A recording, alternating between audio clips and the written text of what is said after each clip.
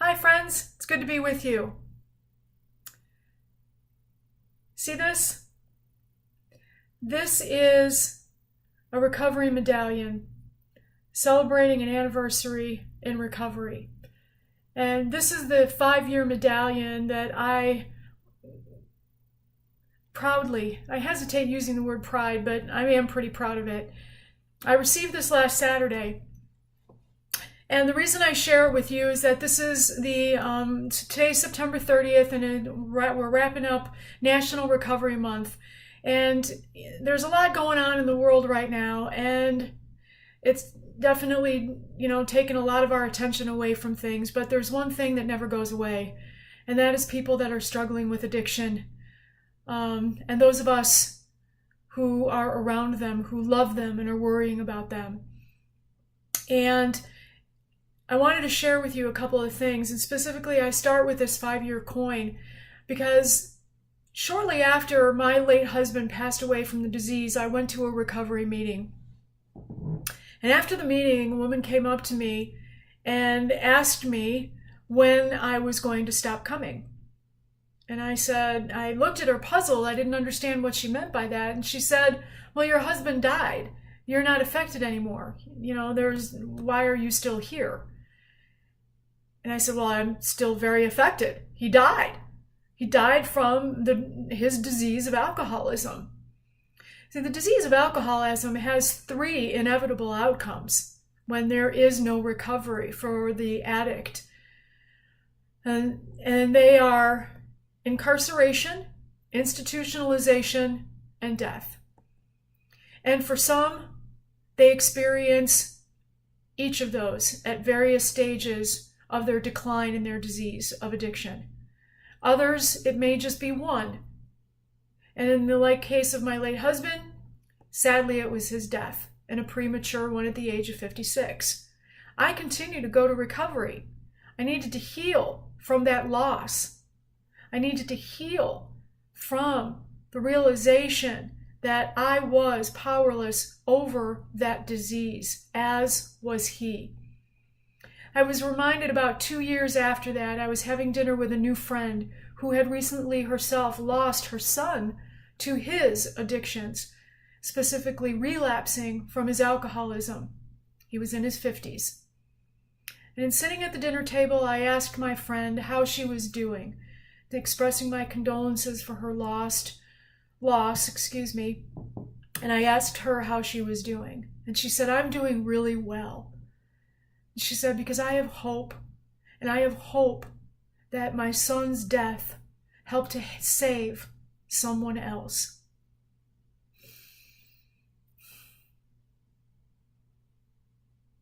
That was almost 2 years ago that I had that conversation with her, and almost 4 years ago since my late husband passed. And it still affects me that way. It still touches my heart at a very deep level. See, because the thing with my recovery continues to transform, refine, and define new perceptions and new perspectives about the people that I love who are struggling with addictions and my attitudes about them and toward them. Like the woman who asked me why I was still coming, she doesn't get it. I'm still affected by the disease of alcoholism. I will always be affected by the disease of alcoholism. That's never going to change. But what does change is my ability to accept my loved ones who are struggling as human beings with a problem. And it's a problem that only recovery can help them with. It is not something that they woke up with one day and said, hey, I think I'm going to be an alcoholic. Or, hey, I think I'm going to become a drug addict. And that very point was shared with me this week with a friend who leads a recovery meeting in a women's jail. And there was a woman in the jail who had previously been attending those meetings, and she herself is an addict. And she was released. Her sentence was up, and she was gone. And just this past week, my friend was back leading the meeting, and the woman was back in jail. And she sat in the back corner, kind of hiding her face, disguising herself from my friend who was leading the meeting, because they had gotten to know each other through these meetings. And at the very end of the meeting, the woman raised her hand and she asked a very simple question. And she said, "Do you think that these recovery meetings would be helpful for my family to help them understand that I didn't choose to be an addict? To help them understand that this isn't something that I just woke up one day and said, this is what I'm going to do?" And my friend nodded her head and she said, "Absolutely." That's what I got last week, was the celebration of my recovery and changing my perceptions and changing my perspectives on the people that I love that are struggling with a disease.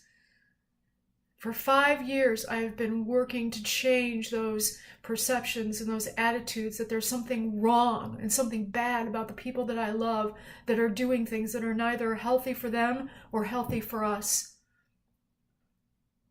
There's no question, without recovery, the diseases of addiction kill. They kill relationships, they kill people, and they kill quality of life. Not just for the user and the abuser, but for all of us who are surrounded by them. And the inevitable outcomes for the addict and the substance abuser who isn't getting recovery is 3: incarceration, institutionalization, or death. If you're still struggling because someone that you love is actively using and abusing, and you're feeling increasingly frustrated about it, you're judging them for it, you seem to think that that this is something that they can control and that they can just turn off at a hat and they can stop anytime they want, I invite you to get into a recovery room, because it's not true. I invite you to get help for you so that you can be supportive for them in their struggles. I continue to go to my recovery because what I've learned in my reformed and changed perceptions, and perception is the process of attaining new awarenesses and understandings, is that the diseases of addiction aren't going away. Much to my surprise, I have more addicted people in my life today than I did when I first went into recovery. And that's only because I didn't know what it looked like. I didn't understand what the behaviors look like. And there's nothing greater for me when I go into a step meeting or a recovery meeting as an observer, as a listener, as part of my learning. And it's a recovery meeting of addicts and or alcoholics. And I share a little bit of what I've learned to understand, and their heads are nodding, yes. I get it. I understand. Recovery for me has helped me to love the unlovable. The actions and the behaviors that my addicts and my alcoholic loved ones do, that the disease transforms them into people that I don't necessarily like very much, and yet I can love them anyway because it is not who they are, it's what they have. I celebrate my recovery, my 5 years of recovery, to be able to get to that place, to be able to be in that place, and to say, yes, I am still affected by the family disease, and I will always be affected by the family disease of alcoholism. But I can assure you one thing, I do not feel the way I did when I first walked into those rooms 5 years ago. If you're harboring anger, sorrow, frustration, angst over the things that are going wrong in your life and the things that are going on in your life with people that you love and you care about, and they are really having a hard time, you too can get recovery and can get help and hopefully in that way help them. I hope you'll stick with me and follow along. Visit my YouTube page for the full series that I've had this month.